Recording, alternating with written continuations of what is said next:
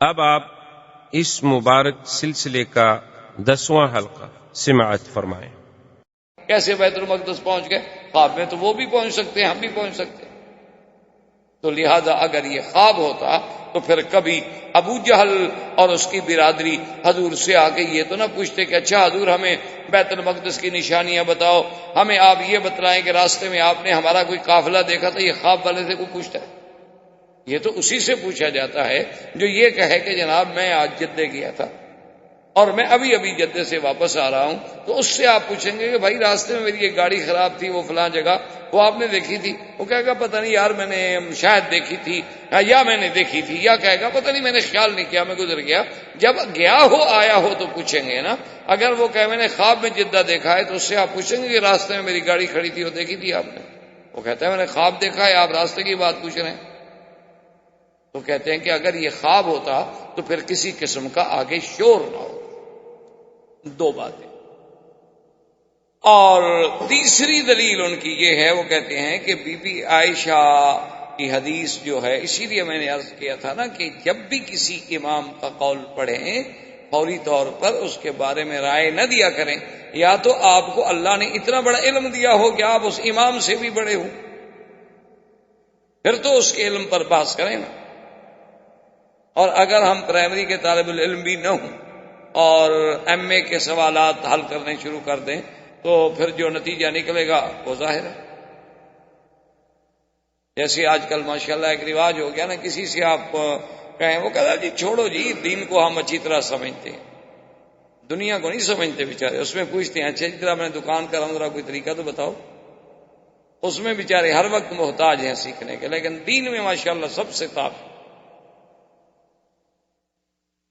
تو بہرحال وہ کہتے ہیں کہ جناب بات یہ ہے کہ سمجھیں کہ بی بی عائشہ نے جو حدیث بیان فرمائی ہے، بی بی عائشہ سچ کہتی ہیں، اور سیدنا معاویہ نے جو حدیث بیان فرمائی وہ بھی سچ کہتے ہیں، کیونکہ نہ بی بی عائشہ جھوٹ بول سکتی ہیں نہ سیدنا معاویہ جھوٹ بول سکتے ہیں، وہ بھی دونوں سچے ہیں۔ کیا مطلب؟ انہوں نے کہا پہلے یہ دیکھو کہ بی بی عائشہ کی حدیث کے الفاظ یہ ہیں کہ میں نے اپنے بستر سے حضور کو جدا نہیں پایا، تو پہلے بی بی عائشہ حضور کے گھر بھی تو آئے نا، بیوی تو بنے، تبھی بستر پہ حضور لیٹیں گے نا۔ تو اس کی شادی بھی ہوئی ہے ہجرت کے بعد اور معراج ہوا ہجرت سے پہلے۔ سمجھ آ رہی ہے بات کہ نہیں؟ بی بی عائشہ کی شادی ہوئی مدینہ منورہ میں، اور میرے آقا کا معراج ہے مکہ مکرمہ میں ہجرت سے 1.5 سال پہلے۔ تو بی بی عائشہ کا یہ کہنا اس کا مطلب ہے وہ کسی اور معراج کی بات کر رہی ہے۔ حضور کو مدینہ منورہ میں بھی کوئی معراج ہوئے ہیں روحانی، جس کے بارے میں بی بی عائشہ کہہ رہی ہے کہ بھئی حضور کا بدن مبارک تو میرے بستر پہ تھا، وہ سچ کہہ رہی ہے، لیکن یہ کوئی اور معراج ہے، یہ معراج نہیں جس کا ذکر اللہ کے قرآن میں ہے، یہ تو ہجرت سے پہلے کا معراج ہے، اور اس وقت تو بی بی عائشہ بیوی نہیں، تو وہ کیسے کہہ سکتی ہیں کہ حضور میرے بستر پہ نہیں تھے؟ اور اسی طرح حضرت معاویہ رضی اللہ تعالیٰ عنہ تو اسلام لائے ہیں جب مکہ فتح ہو گیا۔ حضرت معاویہ رضی اللہ تعالیٰ عنہ تو اسلام میں اس وقت تشریف لائے جب مکہ فتح ہو گیا، یعنی ہجرت کے بعد پھر حضور واپس آئے، کافروں نے روک دیا، پھر عمرے سے واپس تشریف لے گئے، پھر عمرۃ القضاء میں آئے، یعنی کوئی 10 سال بعد جا کے مکہ فتح ہوا، اور معراج ہوتا ہے ہجرت سے قبل، تو اس بات کا پتہ حضرت معاویہ کو کیسے ہو سکتا ہے؟ تو حضرت معاویہ رضی اللہ تعالیٰ عنہ جو بات کہہ رہے ہیں معلوم ہوا وہ بھی کسی اور معراج کی بات ہے، کیونکہ حضور کو ایک معراج نہیں ہوا بلکہ متعدد معراج ہوئے، لیکن وہ جو باب کے وجود مسعود کے ساتھ معراج ہے وہ ایک ہے۔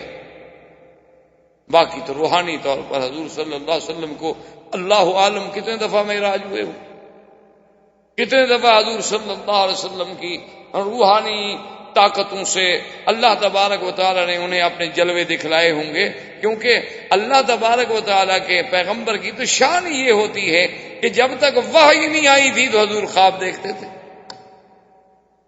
وحی آنے سے پہلے سلسلہ جو تھا وہ خوابوں کا سلسلہ تھا، اور پھر نبی کا خواب ایسے ہوتا ہے جیسے وحی ہو، اس میں کبھی جھوٹ ہوتا نہیں، نبی کا وحی غلط ہو نہیں سکتا، نبی کے تو وحی کا بھی عین ہی وہی حکم ہوتا ہے جو اللہ کے قرآن میں وحی کا ہو۔ تو ان کی ایک دلیل یہ ہے، وہ کہتے ہیں کہ بھائی بی بی عائشہ بھی سچی ہیں، سیدنا معاویہ بھی سچے ہیں، اور جن لوگوں نے کہا بیچاروں نے خواب ہے وما جعلنا الرؤيا التي اريناك، وہ بھی سچے ہیں، لیکن جو اسراء و معراج ہم ذکر کر رہے ہیں یہ ہجرت سے پہلے کا ہے، اور اس رویا کا معنی ہم خواب اس لیے نہیں لے سکتے کہ باقی آیتیں اس پر دلالت نہیں کرتی، تو ترجمہ ہمیشہ کیا جاتا ہے سیاق و سباق کو دیکھ کر کے پہلی آیت کیا کہہ رہی ہے اور بعد والی آیت کیا کہہ رہی ہے۔ تو جب ساری آیتوں کو ہم سامنے رکھتے ہیں تو اس نتیجے پہ پہنچتے ہیں کہ ہمارے آقا سرکار دو عالم صلی اللہ علیہ وسلم کو معراج ہوا ہے، اور وہ حقیقی معراج آپ کے جسد مبارک کے ساتھ، وجود مبارک کے ساتھ، اور عین عالم بیداری میں، کوئی خواب نہیں تھا، کوئی نیند نہیں تھی، کوئی اس میں کسی قسم کا۔ اب دیکھیں نا، اس سے بڑی بات کیا ہو سکتی ہے کہ ایک صحیح روایت میں ہے کہ قیصر روم، جسے ہرقل کہا جاتا ہے، جتنے روم کے بادشاہ تھے نا ان کا لقب ہوتا تھا ہرقل، قیصر، جیسے مصر کے بادشاہوں کو فرعون، اسی طرح حبشے کے بادشاہوں کو نجاشی، فارس کے بادشاہوں کو کسرا، یہ لقب، جیسے امبراطور، عجیب عجیب ہر دور میں لقب رہے۔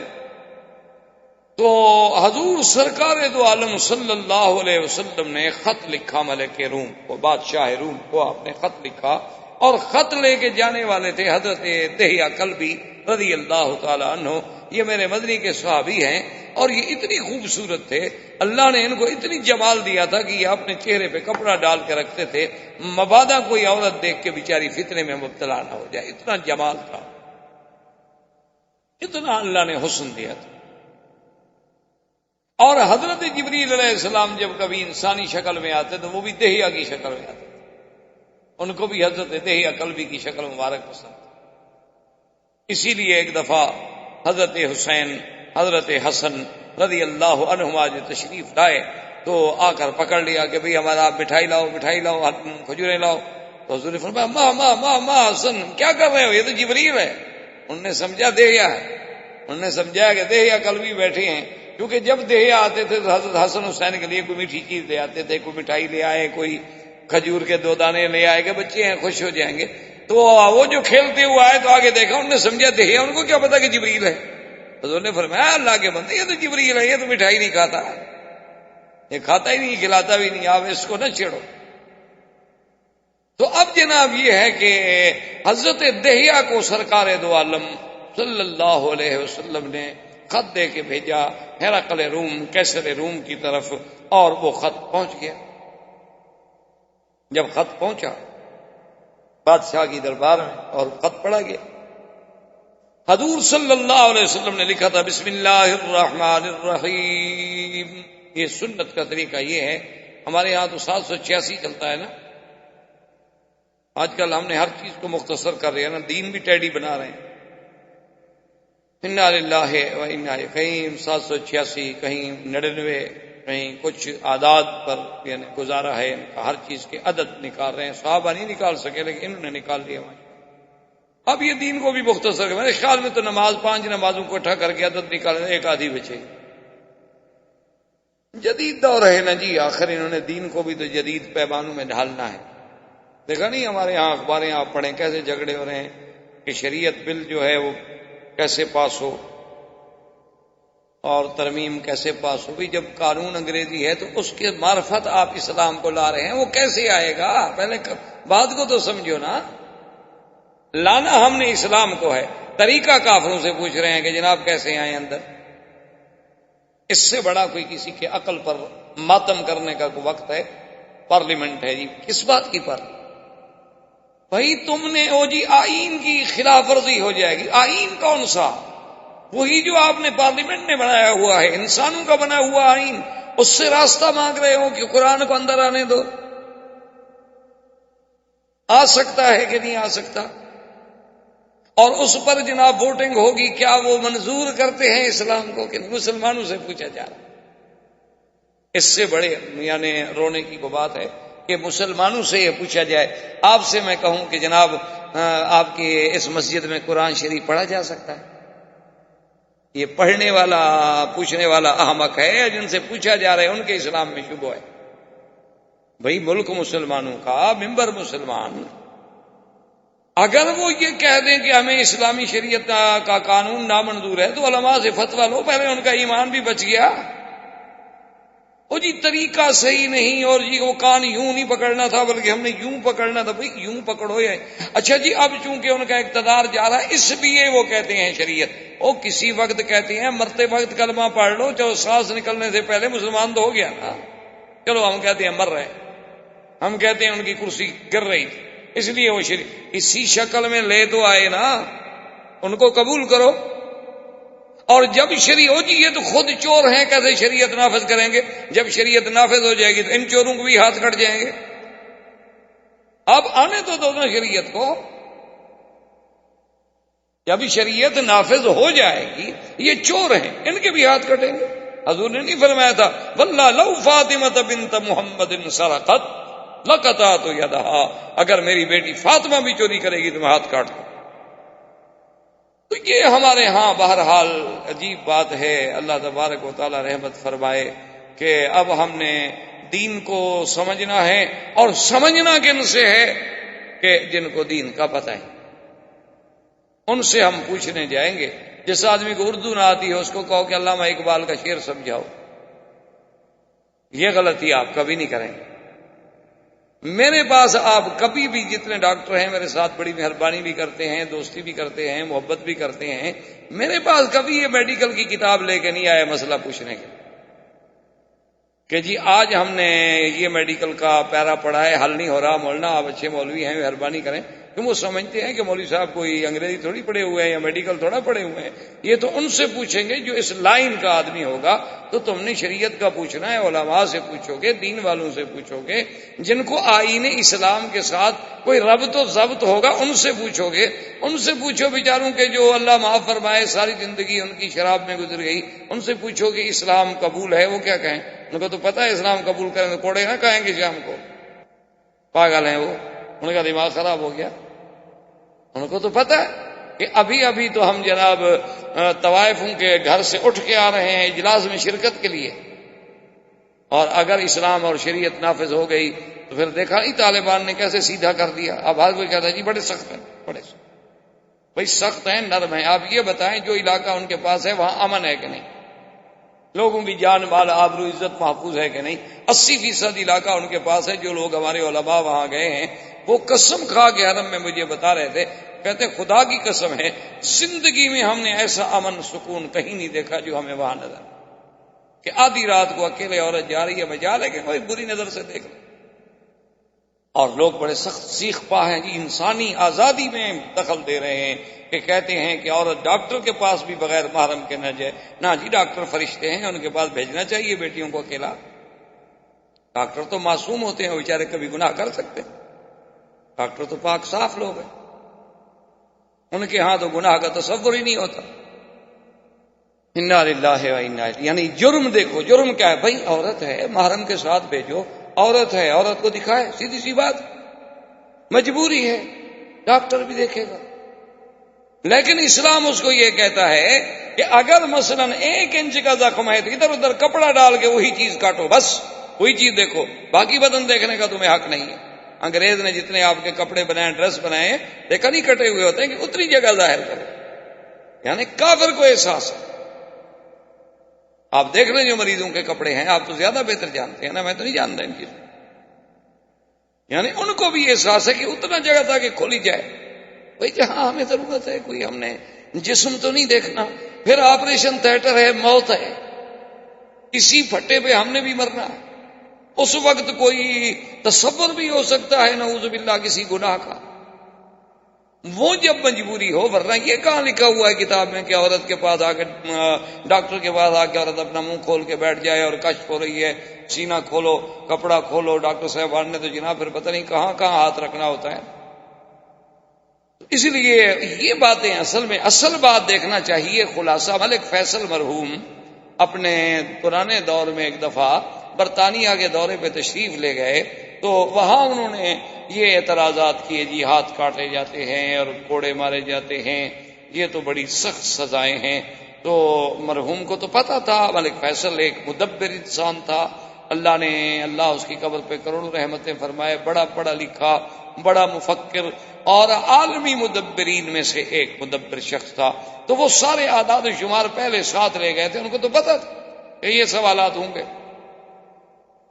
انہوں نے کہا کہ جناب آپ مہربانی فرما کر مجھے یہ بتائیں، میں پورے برطانیہ کے نہیں پوچھتا، یہ صرف آپ کے لندن کے اعداد و شمار ہیں کہ ایک سال میں کتنے زنا ہوئے، کتنے ڈاکے پڑے، کتنی چوریاں ہوئیں، کتنی ناجائز حمل گرائے گئے، کتنی حرام کے بچے ملے، یہ ایک شہر کے آپ کے سال کے اعداد ہیں، اور یہ میرے پورے ملک کے سال کے اعداد و شمار ہیں، آپ گن لیں کون سا قانون اچھا ہے؟ آپ مجھے بتائیں، سخت نرم کو چھوڑیں، آپ مجھے یہ بتائیں کہ وہ قانون اچھا ہے کہ جہاں پہ 5 لاکھ عورتیں حاملہ بالزنا ہوں 11 سال سے 13 سال کی عمر تک، وہ قانون اچھا ہے؟ یا وہ قانون اچھا ہے جو عورت کی عزت کا محافظ ہو؟ یہ سال ہر سال کے بعد کوئی ایک آدھا واقعہ ہو گیا، انسان دنیا میں واقعات ہوتے۔ تو اس لیے بہرحال خیر ہم اپنے موضوع سے ہٹ جائیں گے۔ تو 786 ایسی چیزیں لکھنا یاد رکھو یہ اسلام میں ناجائز ہیں۔ باقی یہ کہنا کہ جناب وہ لوگ پھینک دیتے ہیں اور ادب نہیں کرتے، پاؤں میں آتی ہیں اس لیے ہم نہیں لکھتے ہیں، تو السلام علیکم کے جو الفاظ ہیں وہ بھی تو اسلام کے الفاظ ہیں، اللہ کا نام بھی تو سلام ہے، پھر وہ بھی تو پاؤں میں آئے گا۔ سلام مسنون آپ لکھتے ہیں، ورحمۃ اللہ وبرکاتہ آپ لکھ رہے ہیں، قبلہ و کعبہ آپ لکھ رہے ہیں، تو وہ بھی تو پاؤں میں آئیں گے۔ تو پھر کس کس لفظ کو بچاؤ گے؟ تو جس نے احترام کرنا ہے سب کا کرے گا، جس نے نہیں کرنا کسی کا بھی نہیں کرے گا، ایک اصولی سی بات۔ تو بہرحال کہنے کا مقصد میرا یہ تھا جناب کہ وہ جب دہیہ قلبی خط لے کے گئے تو خط تھا بسم اللہ الرحمن الرحیم من محمد الرسول اللہ الی قیصر الروم والسلام علی من اتبع الہدی۔ اور یہ خط کا طریقہ ہوتا ہے کہ پہلے بسم اللہ لکھیں پھر اپنا نام لکھیں تاکہ کھولنے والے کو فوراً پتہ لگے کس نے بھیجا ہے، وہ بیچارہ آخری صفحے تک نہ اپنا ٹینشن میں رہے کہ پتہ نہیں کس کا ہے، شاید دیکھو نیچے دیکھو، اچھا پڑھوں کہ نیچے دیکھوں، اور 4 صفحے کا خط ہو تو ویسے بھی پڑھتے پڑھتے آدمی کے لیے وقت چاہیے۔ تو اس لیے ہمیشہ قید ہے، اب دیکھ لیا اچھا بھی کس کا ہے، محمد بکی کا ہے، میں سمجھ گیا ضروری ہے میں پڑھ لوں گا، نہیں تو اچھا بھی بعد میں دیکھ لوں گا، مجھے پتہ ہے ہاں تم نے لکھا ہوگا فلاں بات۔ تو اس لیے ہمیشہ یاد رکھیں کہ اچھا جیسے یہاں آج کل طریقہ ہوتا ہے نا، پیڈ چھپے ہوتے ہیں، آپ کا نام اوپر لکھا ہوا ہے بس کافی ہے، ٹھیک، آگے آپ خط شروع کر دیں۔ تو جب اس نے خط پڑھا تو اس کے پاس جو بڑے بڑے اس کے بطریق بیٹھے تھے، انہوں نے کہا جی خط نہ پڑھو، خط نہ پڑھو۔ انہوں نے کہا کیوں؟ انہوں نے کہا یہ ہماری بڑی توہین ہے کہ خط بھیجنے والے نے پہلے آپ اپنا نام لکھا ہے اور بادشاہ کا نام بعد میں لکھا ہے، ہماری توہین ہو گئی۔ تو قیصر روم نے کہا، اس نے کہا چیخنے کی ضرورت نہیں ہے، کوئی توہین نہیں، ہر ملک کے اپنے آداب ہیں، ہر قوم کے خط لکھنے کے اپنے آداب ہیں، تم اس پہ کیوں لڑتے ہو بھائی؟ خیر وہ چپ ہو گئے۔ خط پڑھنے کے بعد اس نے کہا کہ اچھا کہ اپنے بطاریق سے کہ وہ جو انجیل ہمارے خزانے میں محفوظ چلی آ رہی ہے جس پر ہمارا ہر بادشاہ مہر کرتا ہے، وہ نکالو، اس میں ہم دیکھیں کہ محمد رسول اللہ کے بارے میں انجیل کیا کہتی ہے۔ اب وہ جو تھے نا اس کے بطارقہ، یعنی اس دور کے پادری یا مولوی جو بھی سمجھ لیں، انہوں نے کہا کہ نہیں اس کتاب کو تو نہ کھولیں۔ ان کو پتا تھا نا کہ کتاب کھل گئی تو پھر تو حقائق کھل جائیں گے، اور ہم نے تو بادشاہ کو اندھیرے میں رکھا ہوا ہے، حق بات پر تو کوئی نہیں پہنچنے دیتا، اگر حق دکھا دیا جائے تو جھگڑا ختم ہو جائے، جھگڑے مٹ جائیں۔ تو انہوں نے کہا جی اس کے تو کھولنے کو بھائی، اس نے کہا دیکھیں نا خط آیا ہے، وہ کہتا ہے میں اللہ کا رسول ہوں، تو ہمیں دیکھنا چاہیے، تحقیق کرنی چاہیے، پھر میں بادشاہ ہوں میں ایسے جواب دے دوں بغیر تحقیق؟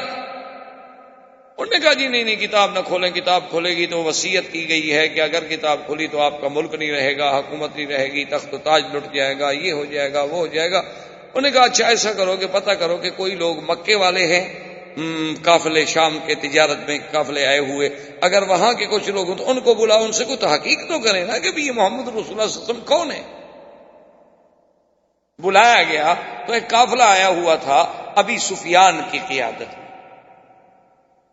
ابی سفیان جو ہیں حضور صلی اللہ علیہ وسلم کے قریبی، جب قافلہ آ گیا بیٹھ گیا، بادشاہ نے پوچھا ایکم اقرب نسبا، تم میں سے سب سے زیادہ اس شخص کے جس نے نبوت کا دعویٰ کیا ہے نسب میں کون قریب ہے؟ وقام ابو سفیان، ابو سفیان کہتے ہیں میں کھڑا ہو گیا، میں نے کہا انا اقرب نسبا، میں آپ کے نسب کے۔ انہوں نے کہا اچھا بتاؤ وہ کس خاندان سے؟ انہوں نے کہا جی بڑے اعلیٰ خاندان۔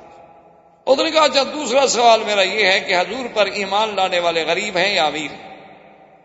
اس نے کہا ایمان لانے والے جی بس سارے غریب ہیں جی، وہ تو سارے مزدور، غلام، عبد، بڑے لوگ تو کوئی بھی ان کے ساتھ نہیں ہے۔ انہوں نے کہا نبیوں کی شان یہی ہوتی ہے، ان کا ساتھ ہمیشہ غریب ہی دیتے ہیں، حق کا ساتھ غریب ہی دیتا ہے، حق کا ساتھ کبھی سرمایہ دار نہیں دیتا الا قلیل۔ اچھا انہوں نے کہا کہ یہ بات بتاؤ جو لوگ ایک دفعہ مسلمان ہو جائیں وہ اس کو چھوڑ بھی جاتے ہیں؟ انہوں نے کہا جی چھوڑتے نہیں ہیں، وہ اصل میں جادوگر ہے نا جی۔ انہوں نے کہا نہیں میں آپ سے یہ نہیں پوچھ رہا کہ جادوگر ہے یا نہیں، جو میں سوال کروں میرے سوال کا جواب۔ انہوں نے کہا جی بہرحال چھوڑتے نہیں۔ انہوں نے کہا کہتا کیا ہے؟ انہوں نے کہا یہ کہتا ہے کہ سارے خداؤں کو چھوڑ کے ایک خدا کو مانو۔ انہوں نے کہا بات تو ٹھیک ہے، عیسیٰ علیہ السلام بھی یہی کہتے تھے۔ اب ابو سفیان کہتا ہے میں تو اور پریشان ہو گیا کہ یہ تو اس کی کلام سے حضور پاک سے متاثر ہو رہا ہے، اور اگر کہیں روم کا بادشاہ مسلمان ہو گیا تو بات ہی ختم ہو گئی، ایک سپر پاور مسلمان ہو گئی۔ اس زمانے میں تو سپر پاور یہی تھی نا، فارس اور روم۔ تو کہتا ہے میں نے سوچا کہ اب میں کیا کروں، کوئی ایسی بات کروں کہ جس سے بادشاہ کے دل میں سرکار دو عالم صلی اللہ علیہ وسلم سے نفرت ہو جائے۔ یہ تو ہر بات میں کہہ رہا ہے کہ ہاں بالکل ٹھیک ہے، بالکل ٹھیک ہے، بالکل ٹھیک ہے، مجھے تو وہ سچا نبی معلوم ہوتا ہے۔ تو ابو سفیان نے کہا کہ بادشاہ سلامت ایک بات عجیب ہے، سنیں میں آپ کو بتاتا ہوں۔ انہوں نے کہا کیا؟ انہوں نے کہا جناب آپ بادشاہ ہیں، اللہ نے آپ کو بھی تو آخر عقل دیا ہے۔ وہ کہتا ہے کہ ایک رات میں مسجد الحرام سے آیا مسجد اقصی ایلیا، اور مسجد اقصی میں آنے کے بعد میں نے نماز پڑھائی، پھر میں آسمانوں پہ گیا، پہلا آسمان، دوسرا، تیسرا، چوتھا، پانچواں، چھٹا، ساتواں آسمان، پھر میں واپس آیا بیت المقدس، پھر بیت المقدس سے واپس آیا مکہ، تو ابھی رات نہیں گزری تھی۔ حضرت اس نے کہا یہ دیکھیں آپ بادشاہ ہیں، بھلا ہو سکتا ہے کہ ایک مہینے کا سفر تو صرف بیت المقدس ہے، وہ ایک رات میں کیسے آگے واپس چلے گئے؟ تو ابو سفیان کہتے ہیں کہ میں نے یہ بات اس لیے کی کہ یہ بات کوئی مان سکتا، یہ کوئی بات عقل میں آنے والی؟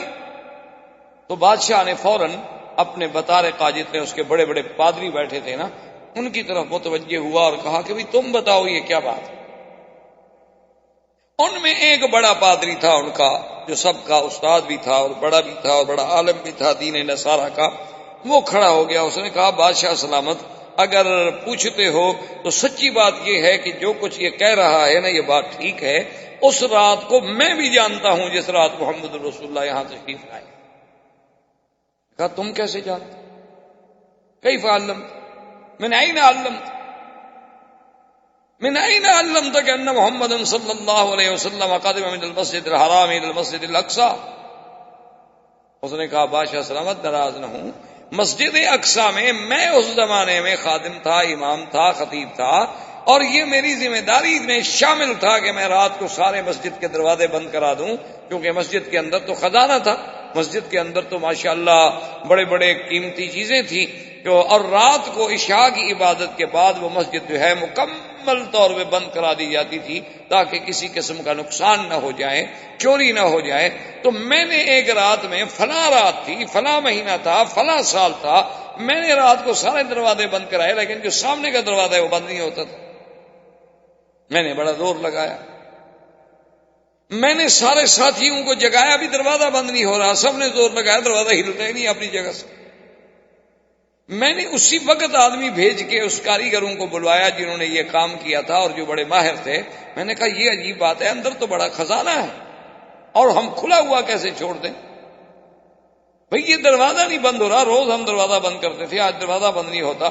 انہوں نے بھی آگے زور لگایا، ادھر دیکھا، ادھر دیکھا، نیچے دیکھا، اوپر دیکھا۔ انہوں نے کہا کہ حضرت بات یہ ہے کہ یہ دروازہ آج رات تو بند نہیں ہو سکتا، معلوم یہ ہوتا ہے کہ اوپر کی دیوار جو ہے وہ سلپ کر کے اس کے اوپر بیٹھ گئی، تو وہ وزن اتنا پڑ گیا ہے، اس کی وزن کی وجہ سے یہ نہیں ہل سکتا، اسی طرح رہے گا۔ صبح کو انشاءاللہ ہم اس کو وزن کو اٹھائیں گے اور دروازہ ٹھیک کریں گے، لیکن یہ رات میں ٹھیک نہیں ہو سکتا۔ میں نے کہا ابھی اب کیا کروں؟ میں نے کہا اچھا ٹھیک ہے، ابھی آپ لوگ چلے جائیں، میں پھر دروازے کے قریب سو جاتا ہوں، میری تو ذمہ داری ہے۔ میں دروازے کے قریب سو گیا، فغلبنی النوم، مجھے تو نیند آ گئی، پھر مجھے کوئی پتہ نہیں۔ لیکن صبح جب میں اٹھا اور اپنی عبادت سے فارغ ہوا، میں نے کہا اب دروازے کو دیکھوں کہ اس میں کیا نقص آیا تھا۔ میں نے ہاتھ سے پکڑ کے ہلایا تو دروازہ بند ہو گیا، جیسے روز بند ہوتا۔ نہ اب بوجھ ہے، نہ دروازے میں کوئی رکاوٹ ہے، نہ دروازے میں کوئی چیز ہے۔ میں باہر آیا کہ لوگوں سے بتاؤں گا، اور دیکھو جی رات آپ نے دیکھا تھا، کہیں لوگ مجھے یہ نہ کہیں کہ پتہ نہیں اس کو کچھ ہو گیا ہے۔ یہ تو اچھا ہوا کہ میں نے رات سارے لوگوں کو جگا لیا تھا، کوئی ایک آدمی نہیں تھا۔ تو میں جب دوڑا تو سامنے جو صخرہ ہے، بیت المقدس کے سامنے ایک پتھر ہے، تو اس پتھر میں سوراخ ہیں۔ یہ سوراخ علامت ہے کہ جو نبی کبھی یہاں آئے، تم نے اپنی سواری کو یہاں باندھا تھا۔ تو اس نے کہا کہ بادشاہ سلامت، میں نے اس پتھر پہ غور کیا تو وہاں ایک نیا سوراخ پایا گیا، اور وہی بات یہ کہہ رہا ہے کہ وہاں جبریل نے براق کو باندھا تھا۔ تو معلوم ہوتا ہے کہ محمد رسول اللہ سچ کہتے۔ تو اب جناب ہرقل نے کہا کہ بالکل، انہوں نے کہا دیکھو میں تو پہلے کہہ رہا ہوں کہ ھذا النبی الذی بشر علی لسان عیسیٰ، یہ وہی پیغمبر ہے جس کی ہمیں عیسیٰ علیہ السلام نے خوشخبری دی تھی کہ ایک نبی آئے گا، ایک نبی آئے گا جس کا نام محمد مصطفیٰ ہوگا، جس کو اللہ نے قرآن میں بھی ذکر وَمُبَشِّرًا بِرَسُولٍ یَأْتِی مِن بَعْدِ اسْمُهُ احمد، کہ حضرت عیسیٰ ابن مریم نے خوشخبری دی کہ میرے بعد ایک نبی آئے گا جس کا نام احمد مصطفیٰ ہوگا۔ انہوں نے کہا یہ وہی ہے، اور کہنے لگا واللہ، بادشاہ کیسر کہتا ہے واللہ مجھے خدا کی قسم ہے، اگر میں اس جگہ ہوں جہاں وہ محمد مدنی موجود ہے تو میں تو ان کے پاؤں کو دھو کے وہ پانی پی لوں، میں تو ان کا خادم بن جاؤں، میں تو ان کا غلام بن جاؤں۔ بس یہ کہنا تھا کہ پوری کیبنٹ میں شور ہو گیا۔ انہوں نے سمجھا بادشاہ تو گیا، بادشاہ تو ہاتھ سے گیا۔ انہوں نے کہا یہ کیا ہے جی، آپ کیا کر رہے ہیں اور دین عیسیٰ کو آپ چھوڑ رہے؟ بادشاہ نے دیکھا کہ جب اپنے پر آئے سارے مخالف ہو گئے ہیں تو بادشاہ سمجھدار تھا، انہوں نے کہا کیا کر رہے ہو؟ میں تو تمہارا امتحان لینا چاہتا تھا کہ تم اپنے عقیدے پہ کتنے سچے قائم ہو، میں تو تمہارا امتحان کر رہا، یہ تھوڑا ہے کہ میں مسلمان ہو رہا ہوں یا میں نے محمد مصطفیٰ کا کلمہ پڑھ لیا ہے، میں تو صرف آزمائش کرنا چاہتا تھا اس کی تعریف کر کے کہ کیا تم اپنے دین پہ قائم رہتے ہو کہ بھٹک جاتے ہو۔ انہوں نے کہا اچھا غلطی ہو گئی۔ وخروا سجدا، سب سجدے میں گر گئے، اور بادشاہ سلامت ہمیں معاف کر دیں، ہم نے بڑے سخت لفظ بھی کہے آپ کو۔ انہوں نے کہا نہیں کوئی بات نہیں۔ تو انہوں نے سوچا اپنی سلطنت بچانی ہے تو پھر تو مجھے اسی دین پہ رہنا ہوگا، ورنہ یہ سارے بطارقہ اور سارے لوگ جو ہیں مخالف ہو جائیں گے تو پھر میری سلطنت قائم نہیں رہے گی۔ لیکن مقصد بیان کرنے کا یہ تھا کہ ان کو بھی یہ تصدیق کرنی پڑی کہ حضور کا معراج حقیقی تھا، سیر حقیقی تھی، اور حضور براق پہ تشریف لے گئے۔ اگر خواب ہوتا یا صرف روحانی سفر ہوتا، اس کے لیے نہ سواری کی ضرورت تھی، نہ وہاں جا کر سواری کو باندھنے کی ضرورت تھی، نہ دروازے کھلے رکھنے کی ضرورت تھی۔ روح تو کہیں بھی چلی جاتی ہے، آپ مکان بند کر لیں، بندہ مر جائے تو روح تو جاتی ہے، نکل جائے گی، اس کے لیے تو کوئی آپ کے دروازے کھولنے کی ضرورت پیش نہیں آتی۔ روح تو اتنی لطیف چیز۔ اس لیے اب راجع قول یہ ہے جمہور کا کہ حضور سرکار دو عالم صلی اللہ علیہ وسلم کا اسراء بھی حق ہے، معراج بھی حق ہے، اور وہ ہوا بھی آپ کے وجود مسعود کے ساتھ ہے، جاگتے ہوئے خواب نہیں ہے۔ زندگی باقی تو انشاءاللہ بات باقی، واللہ تعالی عالم وعلمہ اتم۔ برادران اسلام، محترم بھائیو، عزیز نوجوانوں، جیسا الحمدللہ آپ کو علم ہے کہ ہمارا یہ سلسلہ دروس جو ہے وہ سیرت نبی صلی اللہ علیہ وسلم سے متعلق ہے، اور سیرت پاک کے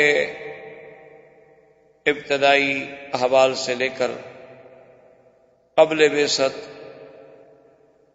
اور زمانہ ولادت، زمانہ رضاعت، زمانہ شباب، زمانہ بعثت، زمانہ دعوت، معارضہ کفار، تعذیب مسلمین، ان تمام مراحل کو ہم الحمدللہ سلسلہ وار بیان کر چکے ہیں، اور پچھلے درس میں بھی آپ کو یاد ہوگا کہ اسراء و معراج کے مسئلے پر ہمارا درس تھا، اور اس کا خلاصہ یہ ہے، میں نے عرض کیا تھا کہ علماء کا اختلاف ہے کہ حضور صلی اللہ علیہ وسلم کا یہ معراج مبارک جو ہے یہ روحانی ہے، یعنی یہ خواب تھا، یا یہ جسمانی ہے کہ حضور صلی اللہ علیہ وسلم کو عالم بیداری میں روح مع جسد کے ساتھ اسراء بھی اور معراج بھی ہوا۔ اس میں علماء کے اقوال میں نے عرض کیے تھے، سیدہ عائشہ صدیقہ رضی اللہ تعالیٰ عنہ کی حدیث عرض کی تھی، سیدنا معاویہ رضی اللہ تعالیٰ عنہ کی روایت اور ان کا قول اور ان کی تحقیق نقل کی تھی، اور اس کے بعد جمہور کا فیصلہ عرض کیا تھا کہ یہ بات اب متفق علیہ ہے جمہور کے نزدیک کہ حضور صلی اللہ علیہ وسلم کا معراج مبارک جو ہے وہ جسمانی ہے اور عالم بیداری میں ہوا ہے۔ وما جعلنا الرؤيا التي أريناك، تو رؤیا سے مراد رؤیا منام نہیں بلکہ رؤیا سے مراد رؤیا العین ہے کہ سرکار دو عالم صلی اللہ علیہ وسلم نے جاگتے ہوئے اپنے وجود مبارک کے ساتھ یہ سارا سفر طے فرمایا، اور یہ عظیم معجزہ ہے میرے پاک نبی صلی اللہ علیہ وسلم کا، کیونکہ آپ کے معجزات کی قسمیں ہیں، بعض معجزات علوی ہیں، بعض معجزات جو ہیں وہ عالم سماوات سے تعلق رکھتے ہیں، اور بعض عرضی ہیں جو عالم ارض سے تعلق رکھتے ہیں۔ تو یہ بات تو اب ہم نے محقق پڑھ لی، اتنی بحث صاحب کا درس میں ہو گئی کہ اب اس کو دہرانے کی کوئی ضرورت نہیں ہے کہ حضور کا معراج جو ہے معراج جسمانی۔ اور میں نے عرض کیا تھا کہ معراج کے دو حصے، ایک ہے اسراء اور ایک ہے معراج۔ یہ عام طور پر ہمارے بھائی بوجہ کم علمی کہہ دیتے ہیں حضور کو معراج ہوا، حضور کو معراج ہوا، مکے سے معراج ہوا، یوں بات نہیں ہے۔ اصل تو مکہ سے جو سفر ہے بیت المقدس تک یہ اسراء ہے، اور معراج کا جو سفر ہے وہ بیت المقدس سے شروع۔ اب اسراء کے بارے میں پھر روایات کہ حضور صلی اللہ علیہ وسلم کو جب سیر کے لیے لے جایا گیا تو آپ کہاں تھے؟ تو ایک روایت مبارک میں یہ ہے کہ آپ بیت ام ہانی میں تھے، اور ایک روایت مبارک یہ ہے کہ عند بئر زمزم، کہ آپ زمزم کے کنویں کے قریب لیٹے ہوئے تھے، اور ایک روایت مبارک میں ہے کہ عند الحتیم، یہ جو کعبہ شریف کے ساتھ چھوٹی سی جگہ ہے حتیم جسے کہتے ہیں، آپ تو یہاں رہتے ہیں آپ کو پتہ ہے، تو یہ حتیم کے اندر تھے، اور یہیں سے پھر ابتدا ہوتی ہے سیر کی۔ لیکن اللہ کے قرآن نے اس میں ایک ایسی جامع بات کہہ دی ہے کہ پھر اس کے بعد کسی چھوٹی موٹی بحثوں میں ہمیں پڑھنے کی ضرورت نہیں۔ اللہ نے قرآن میں ایک ہی بات کہہ دی کہ سبحان الذی اسریٰ بعبدہ لیلا من المسجد الحرام الی المسجد الاقصی۔ اللہ نے فرمایا ہم نے سیر کرائی اپنے نبی کو، اپنے عبد کو، اپنے پیارے محمد مصطفیٰ صلی اللہ علیہ وسلم کو مسجد الحرام سے۔ بس اب مسجد الحرام جو ہے یاد رکھیں، اس کا اطلاق صرف اس چھوٹی سی مسجد پہ نہیں ہوتا جہاں ہم نماز پڑھتے ہیں۔ حضور کے زمانے میں بھی بہت چھوٹی سی جگہ تھی، حضور صلی اللہ علیہ وسلم کے زمانے میں تو اب جو مطاف ہے جہاں طواف ہوتا ہے یہ بھی بہت بڑی جگہ ہے، اس کا 10واں حصہ تھا، اتنی چھوٹی سی مسجد، صرف کعبۃ اللہ اور کعبۃ اللہ کے ارد گرد جو ہے وہ طواف کی چھوٹی سی جگہ، اور اس کے بعد باقی کنکریاں بچھی ہوئی ہسا۔ تو مسجد الحرام جو ہے یاد رکھیں، علماء کی تحقیق کے مطابق یہ ہے کہ جہاں تک حد حرم ہے وہ ساری مسجد الحرام۔ مسجد الحرام صرف اس مسجد کا نام نہیں ہے، یعنی اگر آپ مدینے کے راستے پہ جائیں تو تنعیم، یہاں مسجد عائشہ ہے، یہ حد حرم۔ اسی طرح اگر آپ جدہ کے راستے پہ جائیں تو آج کل جسے شمیسی کہتے ہیں، اصل میں یہ مقام حدیبیہ ہے، یہ حد حرم۔ اگر آپ عرفات کی طرف جائیں تو عرفات سے نالے سے بالکل تھوڑا سا پہلے وہاں تک حد حرم. طائف کے راستے سے جائیں تو جرانہ جس کو بڑا عمرہ کہتے ہیں وہاں حد حرم ہے. لیس کے راستے میں جائیں تو وہاں سے 25 کلومیٹر پر حد حرم ہے. تو یہ سارا حد حرم جو ہے یہ ساری مسجد الحرام. اور یہ اللہ کا کتنا بڑا کرم ہے، کتنا بڑا انعام ہے کہ اگر اللہ قرآن میں یہ فرما دیتے کہ فَوَلِّ وَجْهَكَ شَطْرَ الْكَعْبَةِ کہ محمد مصطفیٰ اب نماز جو ہے کعبے کی طرف پڑھو. حالانکہ قاعدہ تو یہی ہے کہ ہم نے نماز تو کعبے کی طرف پڑھنی، لیکن اللہ نے لفظ کعبہ نہیں فرمایا، فرمایا فَوَلِّ وَجْهَكَ شَطْرَ الْمَسْجِدِ الْحَرَامِ کہ میرے نبی اپنا چہرہ جو ہے مسجد الحرام کی طرف پھیر لو. اس کا فائدہ یہ ہو گیا کہ جو بندہ مسجد کے اندر نماز پڑھ رہا ہے اس کا تو عین کعبے میں ہونا ضروری ہے، لیکن جو ہم باہر کھڑے ہیں تو اس طرف کافی ہے. اگر کسی دوسرے ملک میں ہیں اور ہمارا رخ یعنی کعبہ تو کعبہ اس پورے حرم کے حد کے کسی طرف بھی ہو جائے تو ہماری نماز صحیح ہو جائے گی، کیونکہ اللہ نے ہمیں شطر المسجد الحرام کا حکم دیا ہے، شطر الکعبہ کا حکم نہیں دیا. عین کعبہ اس وقت ضروری ہے جب ہم نماز کعبے کے اندر پڑھ رہے ہوں. اسی لیے یہاں تو صفیں گول بنتی تاکہ ہر آدمی کا جسم جو ہے وہ عین کعبے کے اندر. اگر ذرا کعبے سے ادھر ہوگا تو نماز نہیں ہوگی. یعنی اگر یہ کعبہ شریف ہے اور آپ نماز میں ذرا یہاں رخ کر رہے تو نماز نہیں ہوگی. بالکل عین کعبے میں ہونا ضروری کہ ہر طرف سے آدمی کا رخ جو ہے بدن جو ہے بالکل عین کعبے میں ہے. لیکن اگر آپ کسی دوسرے ملک میں ہیں پھر جہت کافی، یعنی یوں سمجھ رہے ہیں کہ مسجد کے اندر والوں کے لیے کعبہ مسجد ہے، شہر والوں کے لیے کعبہ یہ پوری مسجد الحرام ہے، اور باہر والوں کے لیے یہ پورا حرم جو ہے وہ کعبہ ہے. یعنی اتنی اللہ تبارک و تعالیٰ کا انعام اکرام. اسی لیے آپ دیکھیں کہ اللہ نے فرمایا ہدیم بالغ الکعبہ کہ قربانی کا جانور جو ہے وہ کعبے میں جا کے ذبح کرو. اب کون کعبے میں ذبح کرو؟ قربانی کا جانور آپ مینا میں ذبح کریں، قربانی کا جانور آپ مسلخ میں ذبح کریں گے، آپ مکے کے کسی آخری کونے میں کسی پہلے کونے میں ذبح کریں گے. کعبے میں کون ذبح کرتا ہے؟ لیکن معنی یہ ہے کہ پورا حرم جو ہے جیسے اللہ نے اس کو حرمن آمنا کہا اسی طرح اس کا نام کعبہ بھی ہے اور اسی طرح اس کا نام مسجد الحرام بھی. یہی وجہ ہے جو آج تک روافض نے شیعہ حضرات نے ایک بہت بڑا مسئلہ پیدا کیا ہوا ہے کہ حضرت علی مولود خانہ کعبہ، مولود خانہ کعبہ، مولود خانہ کعبہ. وہ شریف آج تک یہ نہیں سمجھے کہ کعبے سے مراد حرم ہے، کعبے سے مراد اللہ کا گھر نہیں ہے. ورنہ یہ آپ نے کبھی دنیا میں دیکھا ہے آپ کے ہاں اگر ولادت ہو رہی ہو تو عورتیں مسجد جاتی ہیں یا اسپتال جاتی ہیں؟ یعنی آپ کی عورتوں کو اتنی عقل ہے اور حضرت علی کی والدہ اتنا عقل بھی نہیں رکھتی تھی کہ جب ان کا وقت ولادت قریب آیا تو کعبہ شریف کے اندر چلی گئی.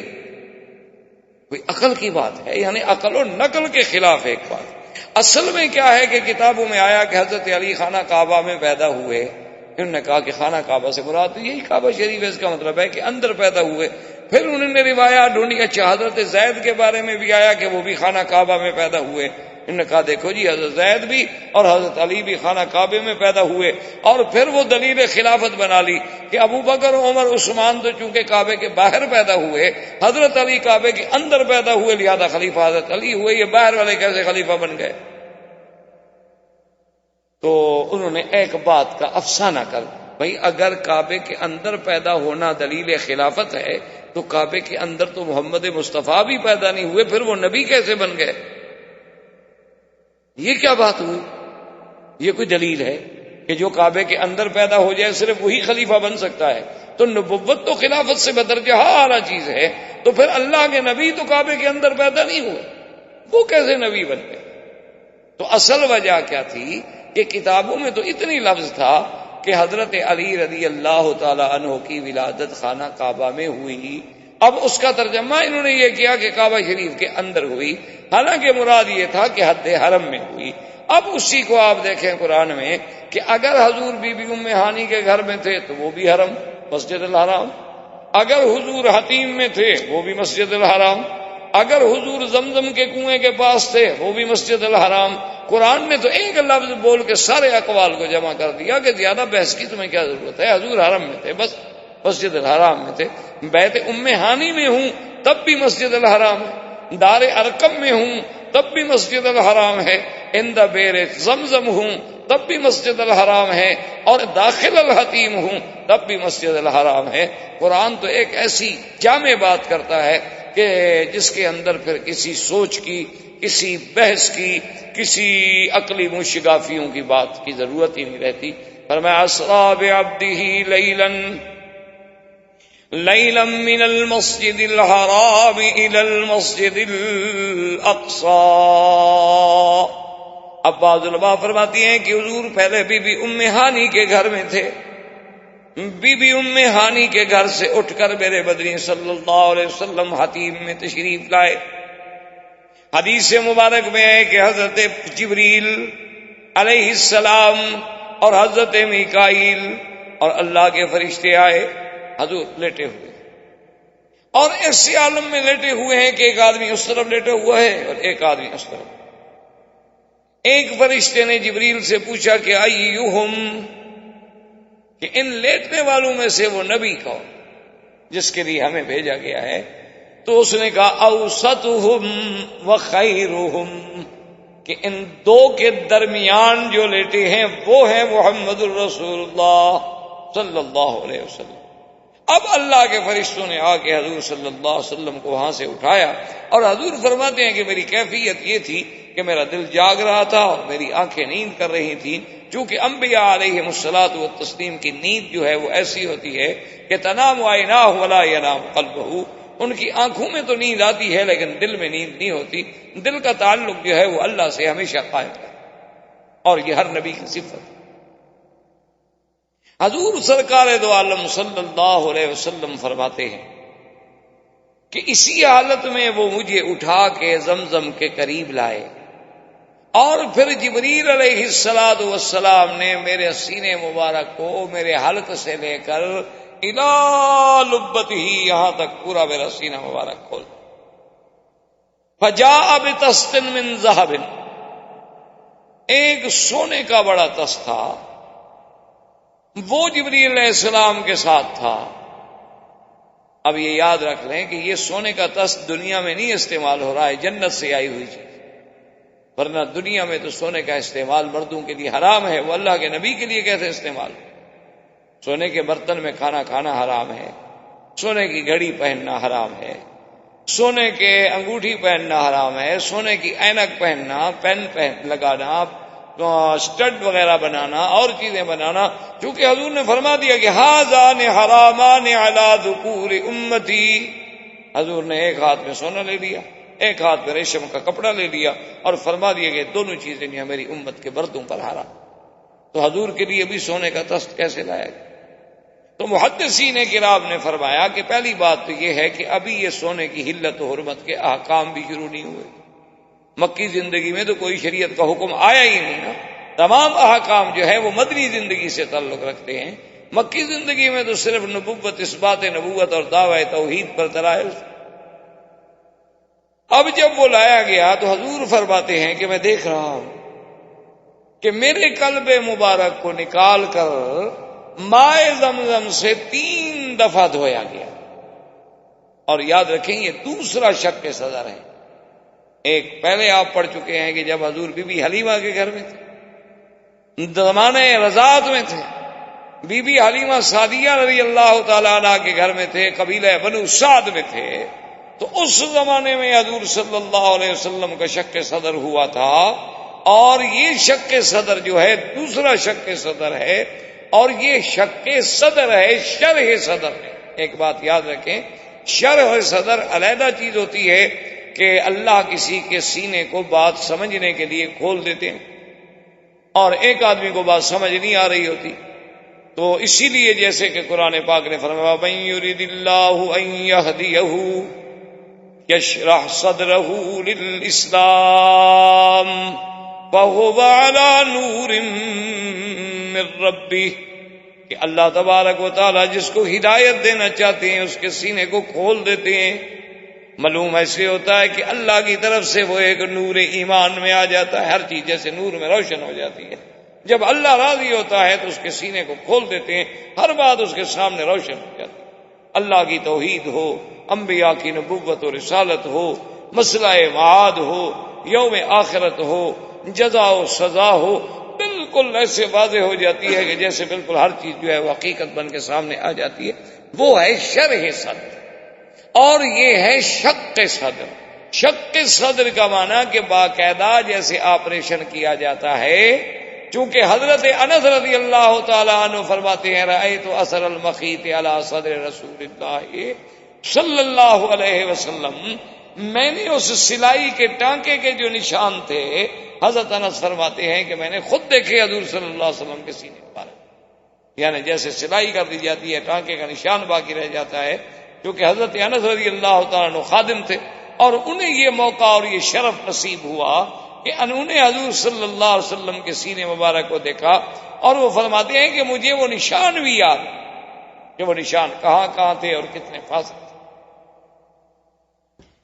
تو حضور صلی اللہ علیہ وسلم فرماتے ہیں کہ جبریل علیہ السلام نے میرے دل مبارک کو مائے زمزم مبارک سے دھویا، اور اس کے بعد ایسے معلوم ہوا کہ ملؤ فی قلبی ایمانا و حکمتا، کہ ایمان اور حکمت کوئی ایک ایسی مانوی چیز تھی جس کو اللہ نے جوہر بنا دیا، اللہ تبارک و تعالی نے جس کو جوہر بنا دیا کہ وہ حضور صلی اللہ علیہ وسلم کے دل مبارک میں بھرا گیا، حتیٰ کہ فرماتے ہیں کہ اس کے اثرات میرے حلقے مبارک تک بھی آئے حضور صلی اللہ علیہ وسلم، اور اس کے بعد انہوں نے میرا سینہ مبارک جو تھا